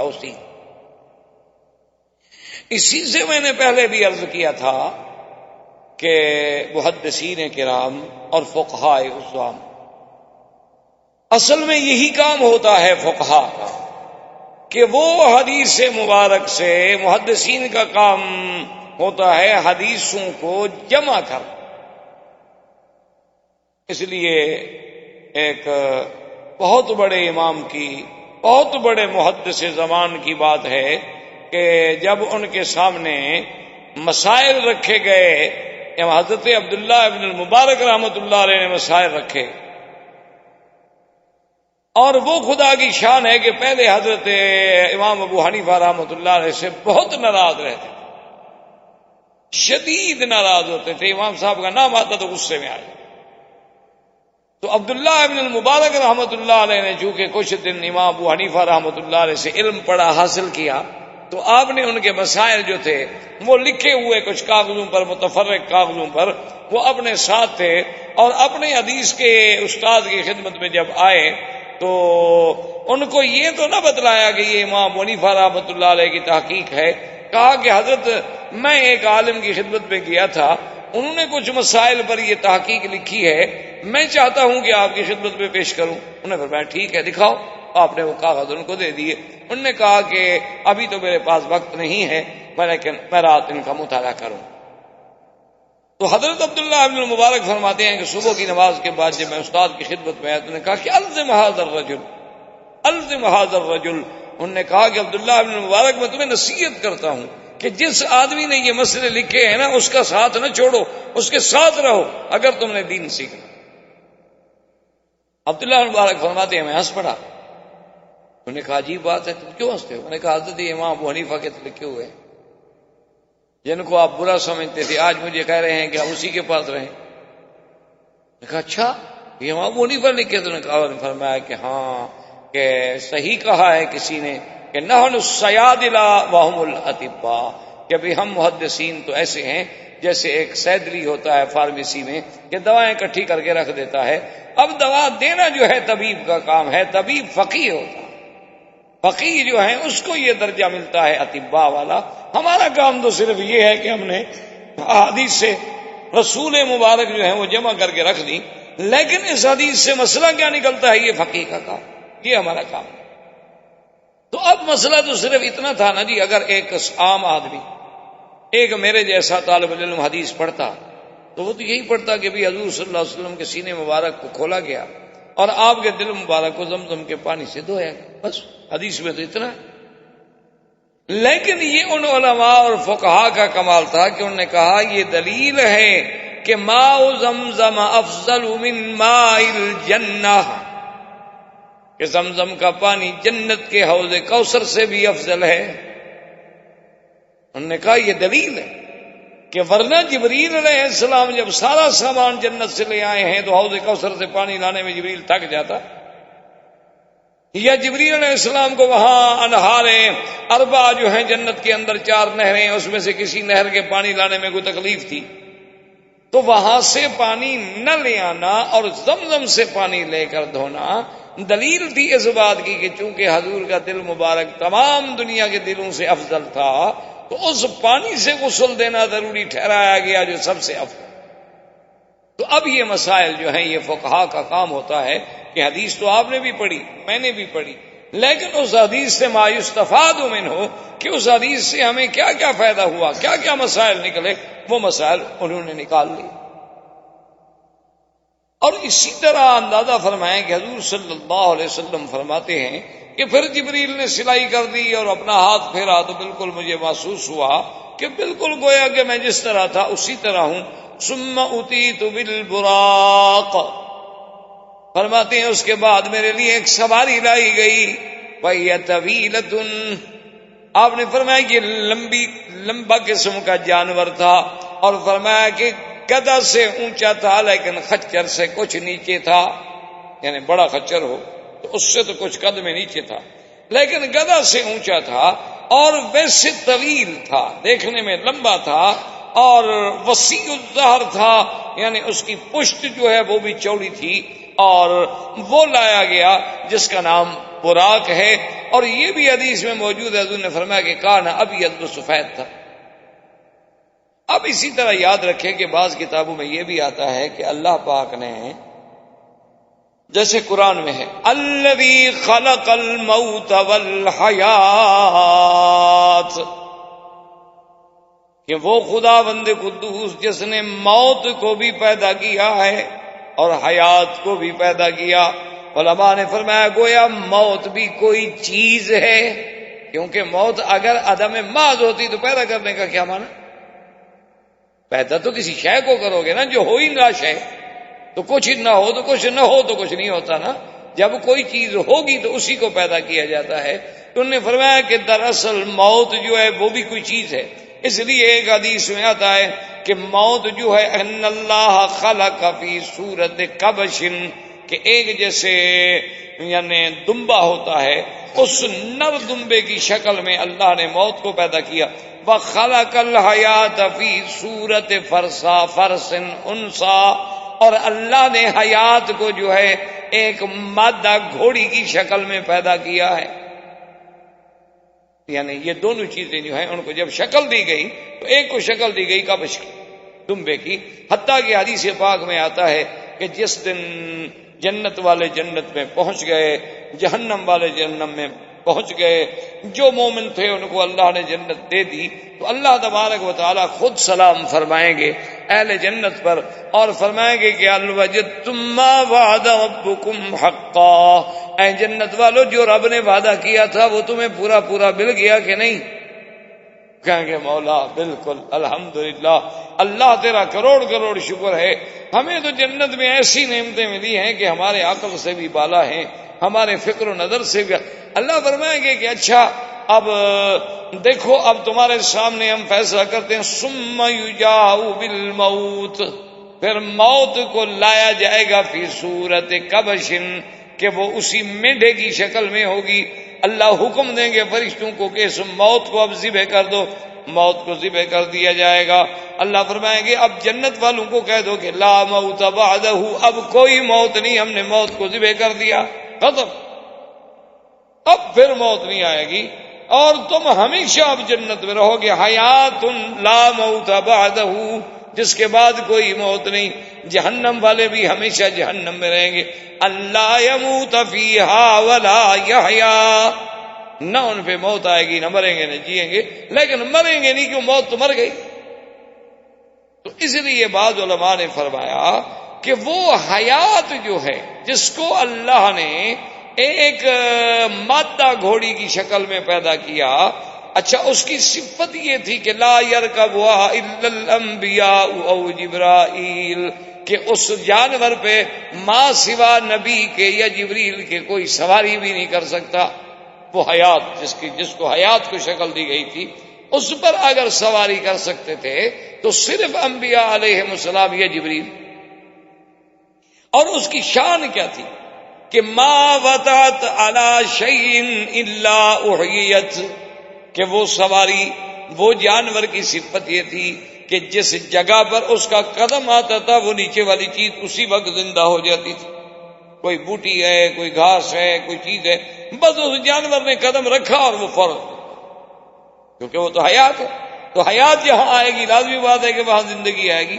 اور یہی وہ جانور تھا جس پہ جبریل آتے تھے سامری کو پالنے کے لیے، اور سامری دیکھتا تھا کہ یہ کیا چیز ہے کہ یہ جانور جہاں قدم رکھتا ہے وہ جگہ زندہ ہو جاتی ہے. تو اس بدبخت نے کیا کیا کہ جبریل جب چلے گئے تو اس جانور کے پاؤں کے نشان جو تھے وہاں سے مٹی اٹھا کے محفوظ کر لی. اور جب اس نے بعد میں وہ بت بنایا، وہ بچڑا بنایا سونے چاندی کو گلا کر، تو وہی مٹی اس کے اندر ڈال لی، یا وہ زندہ ہو گیا، تو آواز دینے لگ گیا.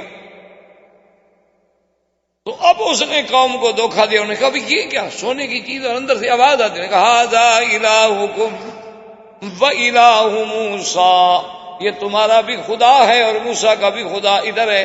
موسیٰ علیہ السلام تو بھول کے اسے طور پہ ڈھونڈ رہے ہیں، خدا تو یہاں ہمارے پاس آیا ہوا ہے. اب قوم جناب حیران ہو گئی، کیونکہ قوم کو جب کوئی آدمی شعبدہ بازی دکھا دے نا، اسی لیے آپ نے دیکھا نا کہ پیروں کے چکر میں زیادہ آ جاتے ہیں. علماء کی بات چاہے 10 سال سنتے رہیں، زیادہ سے زیادہ مہربانی کریں تو کہہ دیں گے کہ اچھا یار مولوی آدمی ہے، پڑھا لکھا لگتا ہے.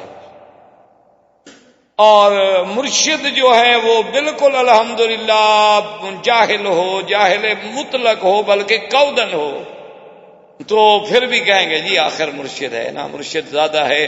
ان کے بڑے حضرت ہمارے مرشد تھے، ہمارے والدین کے بھی پیر تھے. اب دیکھیں نا آخر ہمارے خاندان ان کا برید چلایا تو ان کے آگے حضرت نیاز تو کرنی ہے، نظر نیاز تو پیش کرنی ہے، کیونکہ ہمارے خاندانی مرشد ہے. بھئی یہ تو بالکل جاہل. انہوں نے کہا جی جاہل ہو کچھ ہو کوئی بات نہیں، لیکن ہے تو بڑے بزرگوں کی اولاد نا.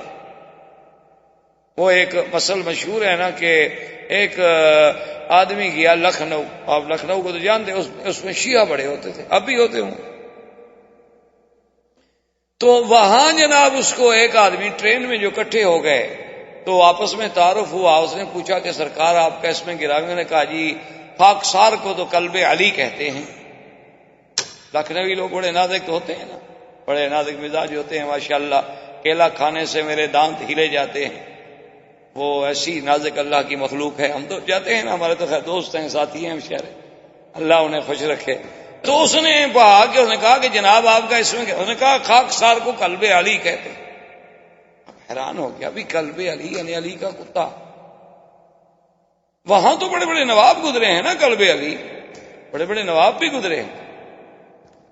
اور اب جناب اس نے پوچھا، اس نے کہا نواب صاحب مجھے آپ بڑے پڑھے لکھے آدمی اور بڑے اچھے خاصے آدمی لگ رہے ہیں، یہ آپ نے نام کیسے رکھ لیا قلب علی؟ اس نے کہا بھائی کیا پوچھتے ہو، اعمال تو اچھے ہیں نہیں. ہم نے کہا علی کے کتے بن کے ہی شاید جنت مل جائے، اس لیے ہم نے خاکساری میں ہمارے ماں باپ نے نام جو ہے وہ قلب علی رکھ لیا. انہوں نے کہا حضرت وہاں تو اللہ کا کتا بھی جنت میں نہیں جاتا، تو علی کا کتا کہاں جائے گا؟ اللہ میاں کا قانون وہاں اتنا سخت ہے کہ اللہ میاں اپنے کتے کو بھی وہاں جنت میں نہیں آنے دیتے، جو اللہ نے خود پیدا کیا ہے. تو علی کا کتا کیسے جنت میں جائے گا جب خدا کا کتا باہر کھڑا ہوا ہوگا؟ تو خیر اس بات کے بعد اب نواب صاحب کو خیال آیا کہ میں نے تو شریف سے نام نہیں پوچھا. انہوں نے کہا کہ بھائی آپ کا اس میں گرامی؟ انہوں نے کہا جی مجھے خنزیر اللہ کہتے ہیں. میں نے کہا جی یہ کیسا نام ہوا؟ انہوں نے کہا جی جیسے قلب علی ہوا. اب کتے کا علاج تو خنزیر ہی ہو سکتا ہے، اور کیا ہو سکتا ہے؟ میں کیا نام رکھوں آپ کا؟ یا تو آپ اپنا نام تبدیل فرمائیں، اگر آپ قلب علی رہیں گے تو مقابلے پہ تو خنزیر ہی آ سکتا ہے. تو یہ بہرحال ایسی یعنی کہنے کی باتیں ہیں. اللہ تبارک و تعالی رحمت فرمائے کہ آدمی بس پیر ہے، پیر جو مرضی آئے کہتا چلا جائے. حالانکہ یہ بات نہیں ہوتی، حقائق حقائق ہوتے ہیں، ان کو کبھی تبدیل نہیں کیا جا سکتا، ان کو کبھی بدلا نہیں جا سکتا. ضروری صرف یہ بات ہوتی ہے. اب یہ علماء اور فقہاء کا کام ہے کہ جیسے ایک غواص دریا میں غوطہ لگانے کے بعد اندر سے موتی نکالتا ہے، وہ جب قرآن پڑھتے ہیں، وہ جب حدیث پڑھتے ہیں تو اس سے موتی چنتے ہیں۔ امام شافعی رحمۃ اللہ علیہ ساری رات جاگتے رہے، آنکھیں سوج گئیں۔ صبح شاگردوں نے پوچھا کہ حضرت کیا وجہ ہے؟ فرمایا رات ایک آیت قرآن پہ ساری رات میں جاگتا رہا، لیکن الحمدللہ صبح کی اذان تک میں نے اس اللہ کی قرآن کی ایک آیت سے 360 مسئلہ سمجھا ہے۔ آپ سارا دن قرآن پڑھتے رہیں، مجھے بتائیں کتنے مسئلے سمجھے ہیں؟ جو پہلے سمجھے انشاءاللہ وہ بھی بھول جائیں گے، کیونکہ ہم نے تو قرآن کو اس لیے پڑھا ہی نہیں نا، ہم نے تو قرآن کو زیادہ سے زیادہ ایک وظیفہ سمجھا ہے، منزل پڑھنی ہے، کہتے ہیں برکت ہوتی ہے، یا کوئی بندہ شندہ مر جائے تو چلو بھائی مولوی صاحب کو 2 4 5 10 روپے مل جاتے ہیں، پرانے کپڑے مل جاتے ہیں، مردے کی جوتیاں مل جاتے ہیں، وہ مردے کے اوپر پھرا کے بیچارہ گھر چلا جاتا ہے، چلو روٹی تو بن رہی ہے نا اس کی، پڑا ہوا تو ہوتا نہیں بیچارہ کہ قرآن پڑھ کے لوگوں کو سمجھائے، اس نے اسی صدقے کہانی پہ گزارا کرنا ہوتا ہے غریب نے۔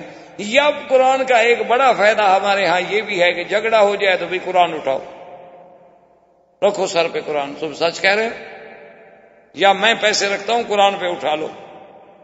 قرآن صرف اسی لیے آیا تھا اس دنیا میں۔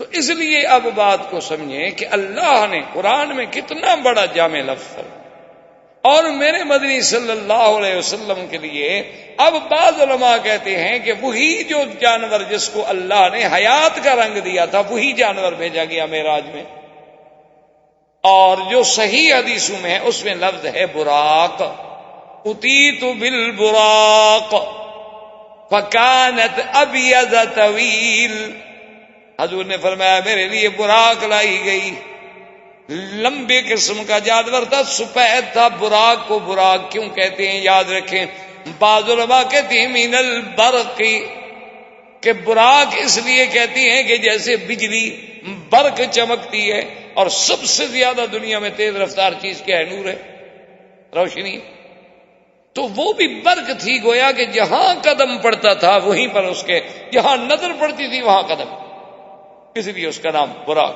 اور بعد میں فرمایا کہ من اللمان، کہ براق اس لیے کہا جاتا تھا کہ اس کا بدن جو ایسا روشن تھا، چمکتا تھا، سفید رنگ کی تھی لیکن ایسی روشن تھی کہ جیسے لائٹیں نکل رہی۔ اور بعض علماء نے فرمایا کہ دونوں باتیں تھی، کہ سفید بھی تھی اور روشن بھی تھی، اور وہ برق کی طرح تیز بھی تھی، کہ اللہ نے اس کی صفت رکھی تھی کہ جہاں اس کی نظر پڑے وہاں قدم رکھے۔ اب حضور فرماتے ہیں کہ جب جبریل علیہ السلام مجھے لائے سوار ہونے کے لیے تو فشخصت، کہ براق جو تھی نا اس نے کان کھڑے کیا تھا، سرکشی کرنے لگی، تو حضرت جبریل نے فرمایا کہ مارا کی بالی کی قبلہ مثل محمد صلی اللہ علیہ وسلم، تو حضرت جبریل نے فرمایا کہ براق یہ کیا کر رہی ہے؟ تمہارے اوپر تو آج تک محمد مصطفیٰ جیسا سوار ہی نہیں ہے، آپ پر بڑے بڑے لوگ سوار ہوئے ہیں لیکن محمد مدنی جیسی شان والا کوئی سوار نہیں ہوا ہے، یہ تم کیا شوخی کر رہی ہو؟ حضور فرماتے ہیں فعارقت، اس جانور کو پسینہ آ گیا، وہ پسینہ ہو گئی اور گردن ڈال کے کھڑی ہو گئی، اور جبریل علیہ السلام نے مجھے اس براق پر بٹھا دیا۔ اب بعض روایات میں ہے کہ جبریل بھی حضور کے ساتھ اسی براق پہ بیٹھ، یعنی حضور آگے بیٹھ گئے اور جبریل پیچھے، اور بعض روایات میں ہے کہ جبریل الگ سواری پہ تھے، لیکن زیادہ قول علماء کے نزدیک یہی محقق ہیں کہ ایک ہی سواری پر حضور صلی اللہ علیہ وسلم اور جبریل علیہ السلام چلے۔ حضور صلی اللہ علیہ وسلم فرماتے ہیں فمررت بموضع فامرنی، میں ایک جگہ سے گزرا، جبریل نے مجھے کہا کہ حضور اتریں، میں اترا، فصلی رکعتین، میں نے کہا حضور یہاں 2 رکعت، میں نے 2 رکعت نماز پڑھی، اس کے بعد میں پھر سوار ہو گیا، اس کے بعد پھر ہم آگے پہنچے، فامرنی فنزلت فصلیت رکعتین، اس نے پھر کہا حضور یہاں بھی اترے اور 2 رکعت پڑھیں، میں نے 2 رکعت پڑھی، پھر ہم ایک اور جگہ پہ آئے، وہاں آنے کے بعد بھی جبریل نے مجھے کہا کہ حضور یہاں اتریں اور 2 رکعت پڑھ لیں، میں نے اتر کے 2 رکعت پڑھ لی۔ اب میں نے پوچھا جبریل سے کہ یہ کیا مقام ہے کہ ہر جگہ مجھے کہتے اترو؟ فقال اول الطیبہ، وہ جو پہلی جگہ تھی میرا مدنی، اس کا نام طیبہ ہے یعنی مدینہ منورہ، اور یہ مقام ہجرتی کا یا محمد، یہ وہ مقام ہے جہاں آپ نے ہجرت کر کے آنا ہے۔ تو لہذا اللہ تبارک و تعالیٰ کا حکم تھا کہ اس جگہ بھی حضور صلی اللہ علیہ وسلم کو، تو معلوم ہوا کہ اسرا کا سفر جو تھا وہ طریق یہی تھی، طریق الہجرہ بھی یہی تھی اور طریق المعراج بھی یہی تھی، یعنی حضور صلی اللہ علیہ وسلم جب شام گئے ہیں تو پہلے مدینہ اور مدینہ منورہ سے۔ اچھا خدا کی شان دیکھو، آج تک راستہ بھی وہی، آج تک بھی جو اچھا راستہ ہے اور صحیح راستہ ہے شام کو جانے کا، تو وہ لوگ اسی کو ترجیح دیتے ہیں کہ یہاں سے مدینہ جائیں گے، مدینہ سے پھر تبوک اور بدائن اور خیبر ہوتے ہوئے شام نکل جائیں گے، یعنی آج بھی وہی راستہ آسان سمجھا جاتا ہے، بجائے اس کے کہ آپ یہاں سے طائف جائیں، طائف سے ریاض جائیں، اس کے بجائے لوگ اسی کو ترجیح دیتے ہیں۔ اور اسی میں دو حکمتیں ہو گئی، ایک وہ کہتے ہیں کہ راستہ آسان بھی ہے، مختصر بھی ہے، اور دوسرا طریق اسرائے رسول بھی ہے صلی اللہ علیہ وسلم، اور تیسری بات یہ ہے کہ آدمی کو مدینہ منورہ کی حاضری بھی نصیب ہو جاتی ہے اور واپسی پہ مدینہ منورہ کا عمرہ بھی نصیب ہو جاتا ہے۔ تو ایک سفر میں کئی نعمتیں۔ تو میں نے کہا اچھا جبریل وہ تو ٹھیک ہے، لیکن یہ دوسری جگہ کون سی تھی؟ فقال هو جبل الذي كلم الله به موسى، وہ پہاڑ تھا جس پہ اللہ نے موسیٰ علیہ السلام سے کلام فرمایا تھا، طور سینا۔ نے کہا اچھا ٹھیک ہے جبریل، لیکن یہ تیسری جگہ کون سی تھی جہاں میں نے نماز پڑھی؟ فقال بیت اللحم الذي ولد فيها عیسیٰ علیہ السلام۔ انہوں نے کہا حضور یہ وہ جگہ تھی جہاں حضرت عیسیٰ پیدا ہوئے۔ تو اللہ تبارک و تعالیٰ اس سفر میں آپ کو دکھانا چاہتے ہیں کہ آپ اپنی ہجرت کا مقام بھی دیکھیں، آپ طور سینا بھی دیکھیں، آپ مولد عیسیٰ بھی دیکھیں۔ حتیٰ کہ مسلم کی حدیث ہے، حضور فرماتے ہیں فَمَرَرْتُ فَإِذَا مُوسَىٰ قَائِمٌ يُصَلِّي فِي قَبْرِهِ، اس کے بعد میں ایک مقام سے گزرا، میں کیا دیکھتا ہوں کہ حضرت موسیٰ علیہ السلام اپنی قبر میں کھڑے نماز پڑھ رہے ہیں۔ حتیٰ کہ ایک روایت میں یہ بھی آتا ہے کہ حضور پاک نے صحابہ سے فرمایا کہ اگر مجھے کوئی آج بھی اس جگہ لے جائے تو میں وہ جگہ پہچان سکتا ہوں، عند الکثیب الاحمر، کہ وہاں سرخ ریت کا ٹیلا ہے، اس کے قریب ہی قبر تھی حضرت موسیٰ علیہ السلام کی، اور اللہ نے مجھے دکھایا کہ آپ کھڑے ہیں اور نماز پڑھ۔ اس کے بعد حضور صلی اللہ علیہ وسلم فرماتے ہیں کہ پھر ہم چل پڑے تو آواز آئی دائیں سے کہ ٹھہریں ٹھہریں محمد مصطفیٰ صلی اللہ علیہ وسلم، ٹھہریں ٹھہریں ٹھہریں۔ جبریل نے کہا چلیں حضور چلیں، حضور توجہ نہ کریں، تو حضور چل پڑے۔ تھوڑی دیر گزری، حضور فرماتے ہیں کہ بائیں سے آواز آئی یا محمد یا محمد یا محمد صلی اللہ علیہ وسلم۔ تو جبریل نے کہا حضور امزے چلیں چلیں چلیں چلیں آگے۔ حضور نے فرمایا کہ اس کے بعد میں نے دیکھا کہ امرأۃ حسنا، ایک بڑی خوبصورت عورت ہے، اتنا جمال کہ کسی کی مجال ہے کہ اس سے نظر اٹھا لے، لیکن میں نے اپنی نظریں نیچی کر لی، اور جبریل نے کہا حمزہ یا رسول اللہ، حمزہ چلے چلے چلے چلے آگے۔ میں نے کہا جبریل آخر یہ کون تھے پکارنے؟ اس نے کہا حضور اگر آپ دائیں والے کی طرف چلے جاتے نا، وہ یہود تھے، تو آپ کی امت جو ہے وہ یہودیت میں کھو جاتی، اگر آپ بائیں کی بات سن لیتے تو آپ کی امت نصرانیت میں غرق ہو جاتی۔ اور سامنے جو عورت تھی اس کی مثال دنیا ہے کہ دنیا کے اندر بھی اسی طرح کشش ہے کہ آدمی اپنے والدین کو، بیوی کو، بچوں کو، گھر کو، وطن کو چھوڑ کے دوسرے ملکوں میں بیٹھا ہوا ہے۔ کیوں؟ پیسہ۔ ورنہ عبادت کا شوق ہوتا تو آج سے 30 سال پہلے لوگ آ جاتے۔ یعنی آج بھی اگر آپ مکہ مدینہ کی تاریخ اٹھا کے دیکھ لیں، میں یہ بات دعوے سے آپ کو کہتا ہوں کہ جو لوگ آج سے 30 سال پہلے آئے تھے وہ تو واقعی مکہ مدینے کے لیے آئے تھے، لیکن جو 30 سال کے بعد آئے ہیں نا، وہ الحمدللہ ڈالر کے لیے، پیٹرول کے لیے، دولت کے لیے، گاڑیاں، کاریں، ایئر کنڈیشن، الا قلیل من عبادی الشکور، بہت تھوڑے اب بھی ہوں گے جن کا مقصد اللہ کا حرم ہوگا، ورنہ غالب اکثریت جو ہے، ورنہ حضرت کون باتیں سہتا ہے بھلا کسی کی؟ صرف یہی دولت ہے نا جس نے آدمی کو جھکایا ہوا، مجبور کیا ہوا۔ اچھا، اللہ کی شان یہ ہے کہ لوگ بڑے خوش ہوتے ہیں، اب ان کا پیٹرول ختم ہو گیا، اب یہ مقروض ہو گئے، اب یہ ڈوب گئے۔ اللہ کی شان ہے، ابھی ایک نیا فیصلہ ہوا کہ ان کی ریت بکے گی۔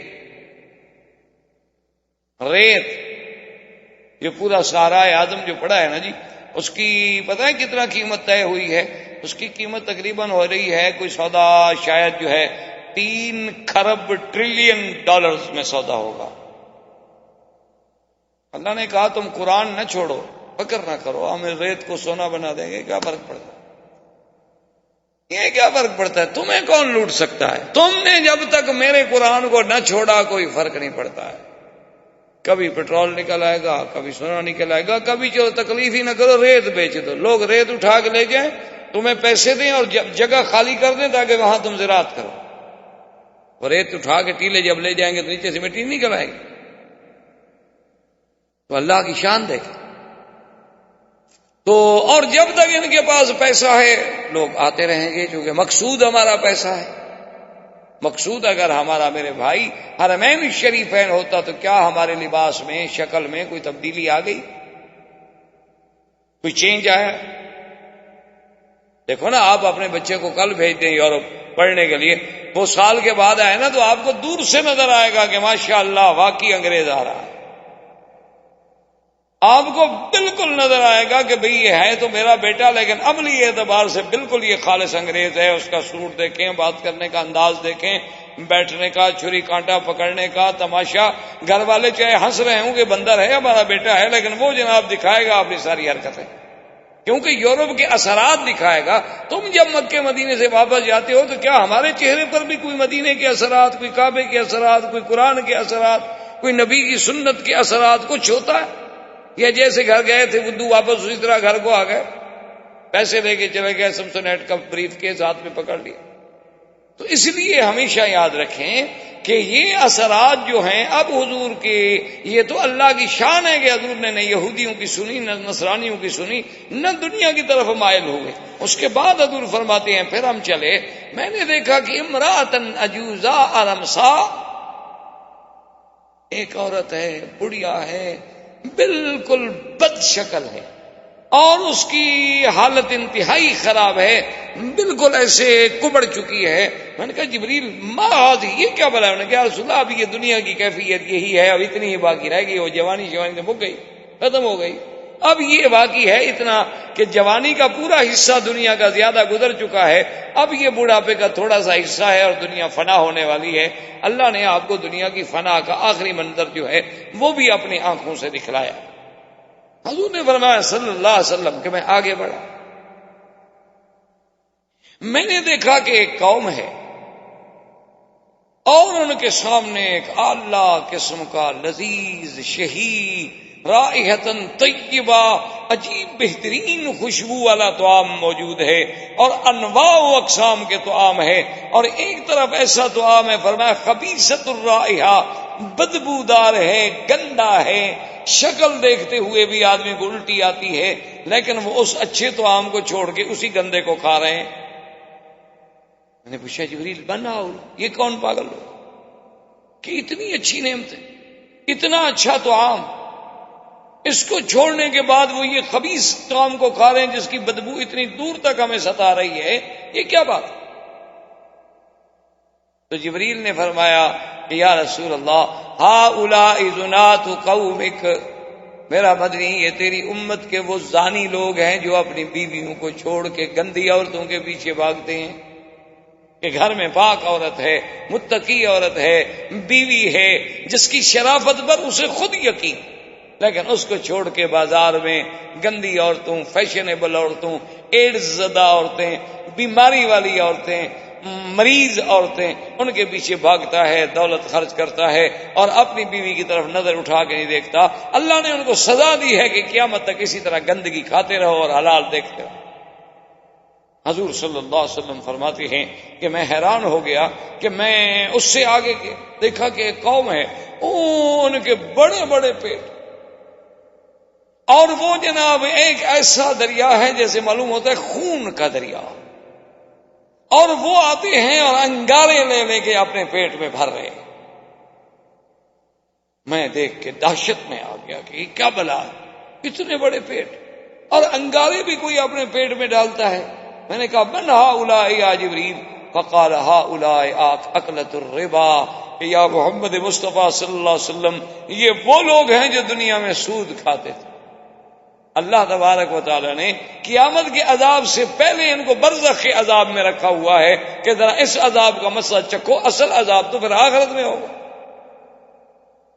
حضور صلی اللہ علیہ وسلم فرماتے ہیں فمررت بقوم، پھر اس کے بعد میرا ایک قوم پہ گزر ہوا، میں نے کیا دیکھا کہ وہ مقاریض کے ساتھ اپنے ہونٹوں کو کاٹ رہے ہیں، کہ مقراض لے کر ہونٹوں کو کاٹتے ہیں، پھر ہونٹ ٹھیک ہو جاتے ہیں، پھر کاٹتے ہیں، پھر ٹھیک ہو جاتے ہیں، پھر کاٹتے ہیں. میں نے کہا من آؤ؟ فقال ہؤلاء خطباء امتک. انہوں نے کہا یا رسول اللہ یہ تیری امت کے وہ خطیب، وہ مولوی، وہ واعظ، وہ مقرر ہیں جنہوں نے حق مسئلہ کبھی بیان نہیں کیا، جنہوں نے حق مسئلے کو چھپایا، اپنے مفادات کے لیے بات کی، لوگوں کو خوش کرنا چاہا کہ یار ایسی بات کرو کہ لوگ زیادہ سے زیادہ اکٹھے ہوں، سچی بات کرو گے تو کوئی بھاگ جائے گا، کوئی نہیں آئے گا، کسی کو تکلیف ہوگی. تو یہ وہ لوگ ہیں، اللہ نے ان کو سزا دی ہے کہ یہ زبان، یہ لسان، یہ تو میں نے تم کو اس لیے دی تھی کہ تم اس سے حق بیان کرو، تم نے حق کو چھپایا ہے تو آج تمہیں یہ سزا دی جاتی ہے کہ تمہارے وہ ہونٹ اور زبانیں کاٹی جائیں. حضور صلی اللہ علیہ وسلم یہ سارے منظر دیکھتے جا رہے ہیں، اور اس کے بعد جب قریب پہنچے بیت المقدس کے، حضور صلی اللہ علیہ وسلم فرماتی ہیں کہ فنزل بی جبرائیل، جبریل علیہ السلام مجھے لے کر اس براق سے اترے. فذهب الى الصخرة، ایک بہت بڑا صخرہ، بہت بڑا پتھر تھا، اس کے قریب گئے جبریل علیہ السلام. فجعل باصبعه، اپنی انگلی سے اشارہ کیا تو اس پتھر میں سوراخ ہو گیا، تو انہوں نے اس براق کی رسی کو سوراخ میں ڈال کے اس پتھر سے باندھ دیا. اب یہاں پھر علماء نے مسئلے کا استنباط کیا کہ توکل کا معنی یہ نہیں ہے کہ تم یہ کہو ہم اللہ کے گھر میں بیٹھے ہیں، اللہ پہ توکل ہے، اللہ ہمیں دیں گے اور ہم کھائیں گے. نہ، توکل کا معنی یہ ہے کہ محنت کرو اور پھر اللہ پہ توکل کرو. اونٹ کے رسی بھی باندھو، اس کے گھٹنے بھی باندھو، پھر اللہ پہ توکل کرو. یہ معنی نہیں ہے کہ سواری کو جنگل میں چھوڑ دو، بیوی کو اکیلا گھر میں چھوڑ دو اور کہو جی بس اللہ حافظ ہے جی، اللہ کا توکل ہے جی، مجھے فکر نہ کریں جی، مجھے بیوی پہ بڑا اعتماد. یہ بات نہیں، اسلام کے خلاف. ورنہ آپ بتائیں کہ کیا براق کی طاقت تھی کہ وہ جبریل سے بھاگ جاتا؟ یعنی وہ جبریل کہ ایک دفعہ صحابہ نے پوچھا کہ حضور 500 سال کا تو سفر ہے آسمان، تو جبریل کتنی دیر میں کرتا ہے؟ آپ نے فرمایا کبھی کبھی تو ایسا ہوتا ہے کہ یضع قدمہ علی السماء والثانیہ، تو پھر ثانیہ کہ پہلا قدم پہلے آسمان پہ، دوسرا دوسرے آسمان. یعنی جیسے ہم سٹیپ بناتے ہیں اسی طرح جبریل کے لیے تو ایک ایک قدم کا فاصلہ. تو جس آدمی کے لیے ایک آسمان سے دوسرا آسمان ایک قدم کا فاصلہ ہو، اسی طرح بعض روایات کتب متقدمہ میں آتا ہے کہ جبریل علیہ السلام سے ایک اللہ کے نبی نے پوچھا کہ جبریل تم کتنی جلدی آسمانوں سے زمین پہ آ جاتے ہو؟ تو جبریل علیہ السلام نے کہا کہ اللہ کے نبی، موسیٰ علیہ السلام، حضرت سیدنا یوسف علیہ السلام کو جب ان کے بھائی کنویں پہ کھڑے ہو کے دھکا دے کے کنویں میں گرا رہے تھے تو اس وقت میں 7ویں آسمان پہ تھا. اللہ نے مجھے حکم دیا کہ میرے یوسف کی حفاظت کرو، تو یوسف علیہ السلام کنارے سے پانی تک نہیں پہنچے، میں پہلے پہنچ گیا. جس کی سرعت کا یہ عالم ہو، کیونکہ سب سے، اب تو خیر آپ کی جدید تحقیق بھی کہتی ہے نا کہ سب سے زیادہ تیز رفتار چیز جو ہے وہ روشنی 80 لاکھ میل پتہ نہیں سیکنڈ میں کتنا کرتی ہے، اور جبریل تو مخلوقی نور سے ہے، اس کی رفتار کتنی ہوگی؟ وہ تو ہے ہی نور. تو اس قسم کے جبریل سے، اور پھر وہ جبریل کے جس کو اللہ نے قرآن میں فرمایا کہ علمہ شدید القویٰ ذو مرۃ فاستویٰ وَهُوَ بِالْأُفُقِ الْأَعْلَىٰ، اللہ فرماتے ہیں کہ وہ قوت والا، طاقت والا جبریل شدید القویٰ. احباب کرام، اس کے بعد اب آپ اس مبارک سلسلے کی CD نمبر 11 سماعت فرمائیں.